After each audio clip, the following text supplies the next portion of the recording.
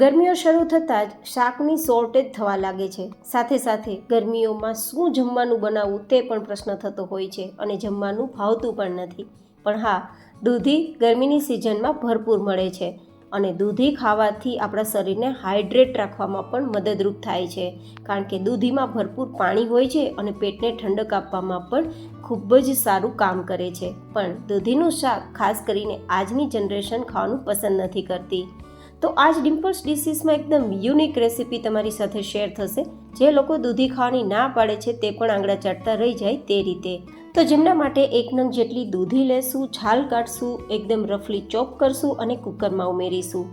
હવે આપણી આ વેરાયટીને થોડો સારો ટેસ્ટ આપવા માટે અને થિકનેસ માટે 1 નંગ જેટલું મીડિયમ સાઇઝનું બટેટું લઈ છાલ કાઢી તેના પણ મોટા મોટા ટુકડા કરી અને કુકરમાં લઈ લેશું.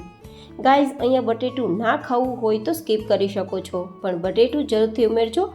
આ વેરાયટીને સ્વાદિષ્ટ બનાવશે, સાથે થિકનેસનું કામ કરશે, પ્લસ બાળકોની પસંદગીનું શાક તૈયાર થશે. હવે થોડા પાલકના પત્તા લેશું. જો કે મળે તો ઉમેરજો, નહીં તો ઓપ્શનલ છે. પાલકમાં પણ ભરપૂર પાણી છે, જે પેટ માટે ખાસ કરીને આયરનનો સોર્સ પૂરો પાડે છે અને કબજિયાત જેવી બીમારીઓને દૂર રાખે છે. હવે 3 સામગ્રીને બાફવા માટે અડધા ગ્લાસ જેટલું પાણી ઉમેરીશું અને મીડિયમ ટુ હાઈ ગેસની ફ્લેમ પર 2 સીટી સુધી કૂક કરીશું. એ કૂક થાય ત્યાં સુધીમાં ગ્રેવી તૈયાર કરીશું. અને આ ગ્રેવીમાં લસણ ડુંગળીનો ઉપયોગ નથી કરતા, તો અહીંયા ટમેટાનો ઉપયોગ થોડો વધારે કરશું.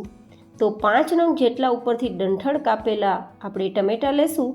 સાથે સ્વાદ પ્રમાણે કે પછી 3 થી 4 આપણે તીખા મરચાં, જે મીડિયમ તીખા હોય તેવા, અને 3 થી 4 ઇંચ જેટલું આદું લેશું. અહીંયા લસણ ડુંગળી ખાવી હોય તો તમે આ જ રીતે આ બધી સામગ્રી સાથે મિક્સ કરીને ગ્રેવી તૈયાર કરી શકો છો. પણ જો કે આપણે આજે લસણ ડુંગળીના ઉપયોગ વગર આ શાક તૈયાર કરીએ છીએ, તો મેં તેમાં નથી ઉમેર્યું, પણ જો કે ટેસ્ટ ખૂબ સારો લાગશે. હવે 2 સીટી કુકરમાં થઈ ગઈ છે અને કુકર ખોલીને જોઈએ તો ઓલમોસ્ટ બધું જ આપણું સરસ બફાઈ ગયું છે. હવે આમાં જે રહેલું પાણી છે તે કાઢવાનું નથી. પાણી સાથે જ મેશરની મદદથી બધું જ મેશ કરી દેવાનું છે. એકદમ સરસ બધું જ મેશ થઈ જાય, ક્રશ થઈ જાય, પછી જ આપણે આગળની પ્રોસેસ કરવાની છે. બિલીવ મી ગાઈઝ, આ શાક જે ખાશે તે આંગળા ચાટતા રહી જશે અને જે દૂધી ખાવાની ના પાડે છે તે દરરોજ ખાવાનું પ્રિફર કરશે. તો આ રીતે મેશ થયેલું આપણું આ જે દૂધી, બટેટા અને પાલકનું મિશ્રણ હવે શાક બનવા માટે એકદમ રેડી છે. તો હવે ઓછા તેલમાં તૈયાર કરવા માટે 2 ચમચી તેલ ગરમ કરીશું. જો ઈચ્છા હોય તો 2 ચમચી જેટલું બટર પણ ઉમેરીશું અથવા ઘી. જો કે ના પસંદ હોય તો માત્ર 2 ચમચી તેલમાં પણ આ શાક સરસ તૈયાર થઈ શકે છે.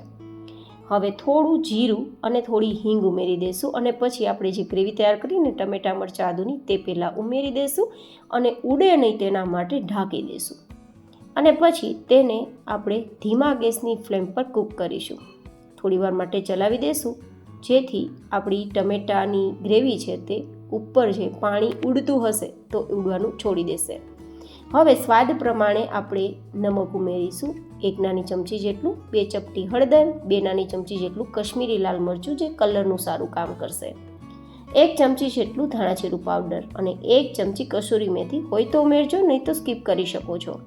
સાથે ટમેટાં થોડા ખાટા હોવાના કારણે આપણું આ શાક ખાટું ના થાય તેના માટે 1 ચમચી ગોળ ઉમેરીશું.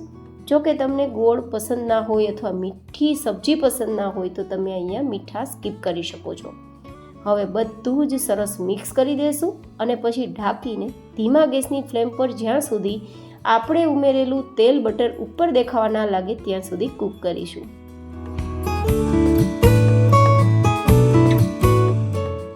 તમે જોઈ શકો છો કે એકદમ સરસ ઉપર તેલ દેખાય છે. કલર પણ એટલો સરસ આવ્યો છે કે જોતાં જ મોઢામાં પાણી આવી જાય. આ જોઈને કેટલા લોકોના મોઢામાં પાણી આવી ગયું એ મને કોમેન્ટમાં જરૂર બતાવજો. તમારું નામ શું છે અને તમે મને ક્યાંથી જોઈ રહ્યા છો તે પણ મને કોમેન્ટમાં જરૂર બતાવજો, જેથી હું તમને સ્પેશિયલ થેન્ક્સ કહી શકું. હવે આપણે બોઇલ કરેલી જે બટેટા અને પછી દૂધી અને પાલકની જે મેશરથી તૈયાર થયેલું મેશ છે તેને મિક્સ કરી દઈશું ઉમેરીને, અને પછી બસ થોડીવાર માટે આપણે ઢાંકીને કૂક કરીશું, લગભગ 2 મિનિટ માટે, જેથી આ બધી જ વસ્તુ મિક્સ થઈ જાય અને ફરીથી ઉપર તેલ દેખાવા ના લાગે ત્યાં સુધી આપણે થવા દેશું. તો ખૂબ સરસ સ્વાદ લાગશે અને ઠંડી થઈ ગયા બાદ પણ આ વેરાયટી ખૂબ પસંદ આવે તેના માટે કૂક કરવું જરૂરી છે.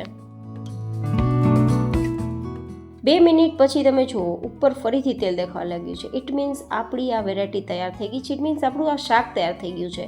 તો ધાણા સ્પ્રિંકલ કરી અને આ વેરાયટીને તમે રોટલી, ભાખરી, પૂરી, પરાઠા, રોટલા કે રાઈસ સાથે ખાઈ શકો છો. ખૂબ મજા આવે છે. આ વેરાયટીને તમે પાઉં કે બ્રેડ સાથે પણ ખાઈ શકો છો અને કોઈ સાથે ના ખાવી હોય તો એમ જ તમે ચમચીની મદદથી ખાઈ શકો છો, કારણ કે આમાં વધારે તેલ પણ નથી, લસણ ડુંગળી પણ નથી અને ગરમ મસાલા પણ નથી. તો તમે એ જ રીતે ખાઈ શકો છો. પેટ પણ ભરાશે અને તમારું મન પણ ભરાશે અને તમારે લાંબા સમય સુધી કિચનની ગરમી પણ નહીં ખાવી પડે.